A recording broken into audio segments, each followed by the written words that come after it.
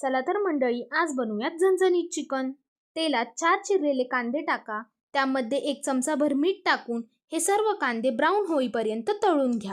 आता मिक्सरच्या भांड्यात 10-12 पाकळ्या लसूण तसेच तळलेला कांदा टाकून घ्यावा. आता याच कढईमध्ये खोबरे, चमचाभर खसखस भाजून घ्या व तेही मिक्सरच्या भांड्यात काढून वाटून घ्या. आता या वाटणात 4 काजू, कोथिंबीर, पुदिना, आले लसूण पेस्ट टाकून एकदम बारीक वाटा. आता कुकरमध्ये चमचाभर तेल, अर्धा चमचा हळद, हिंग, अर्धा चमचा मीठ घालून स्वच्छ धुवून घेतलेले चिकन टाका आणि छान परतून घ्या. आता यात तांब्याभर पाणी टाकून कुकरच्या 3 शिट्ट्या करून घ्या.